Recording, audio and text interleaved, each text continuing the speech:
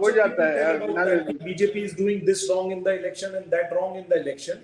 It looks like that these people, it is all the time, and that is again a great lesson from the book, that people, those who are in power, tend to really misuse the power and try to really sabotage the institutions of democracy, which should be curtailed at any cost. What is happening as of now in Maharashtra is one example.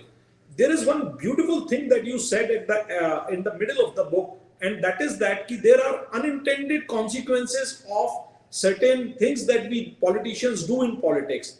Mandal Commission was to empower the OBCs in the central government and the state government jobs so that they can uplift at the social ladder and they can make their moves and their lives better. In fact, it served to the politicians, and everybody actually snatched the power, grabbed the power, and the politics became a very different thing after that.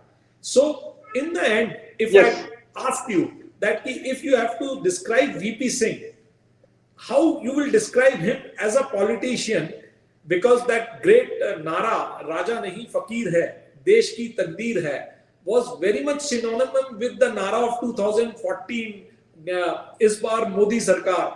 And we can draw two parallels of the popularity of Mr. Modi and Mr. VP Singh. Although the popularity of Mr. Modi extended for so long, 8-10 years and God knows how many long years, but VP Singh was nonetheless no less popular in 1989, when you said, and Christophe Zefferle also mentioned in his book, that in the 1977 Janta formation, it was the triumph of OBC over the upper caste which actually got emulated in 1989. His popularity made OBC leaders don't think about it, and they all jumped on the anti-corruption plank. So in all, and that is all very illustrated very nicely in your book, in all, if you have to describe VP Singh's political legacy, how you will describe it, sir? No, I would say there is a difference between Modi and BJP and VP Singh, in that Modi had a strong party behind him, which VP Singh, once he left the Congress, did not have. So personal popularity can only take you so far. It can get you to win one election. But the trouble was that there was no homogeneity between the parties that were supporting him. And there was always this tussle. And because of which his popularity did not last long, and he was pushed into a corner. So whereas the people like Modiji, he has the BJP behind him, even somebody like Arvind Kejriwal, his popularity has a more solid foundation in that he has built this up with his own hands, over the years. So to that extent, VP Singh was lacking. And his legacy is mainly now that of the Mandal Commission, and setting and making. One is Mandal Commission, of course, which has brought about fundamental changes in Indian politics, and the second is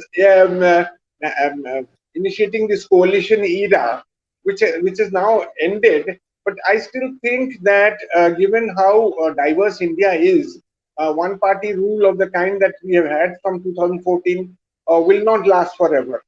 And it may not end in 2024, but it again, just because, that this is nothing against BJP or anything, but because we are such a diverse country, sooner or later, we will have to have a kind of coalition of forces or coalition of parties ruling the country. So then again, VP Singh has at least shown that it is possible.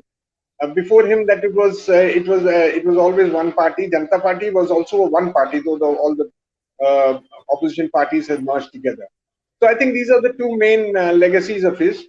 One is changing the political structure of the country, the political forces and how they interact with each other, and secondly, showing that coalition governments are possible. Very good. And at a personal level, of course, he was an idealistic man who tried to do some good things. He was different from most politicians. That I would say also. Absolutely. And one more good thing that came out of your book is he started his career by being an MLA in 1969, and in 20 years, it was a very fast moving pace, and in 20 years, in 1989, he became the Prime Minister of the country. And that is again what you say, that he also found, you also wrote it, that he often quoted Kamalapati Tripathi ji, that it should be like a tree where you have to have your roots and the branches. That means he was talking about the Sanghathan, and you very well mentioned that Congress should pay heed to that, and that is very nicely said. Again, I will take a point from you that he was an idealistic man, very stuck to his principles, and he tried to do politics in a very different kind of fashion, where the paramount interest was his subjects, his people, what those who have elected him, and things like that. You rarely find those kind of politicians nowadays. This was a great book by Mr. Debashishmukherji, The Disruptor, and I urge my viewers to really go through it, and all the political players and the pundits, that you can learn a few lessons for the contemporary politics in India. Thank you very much, sir. Thank you for being with me and bearing me.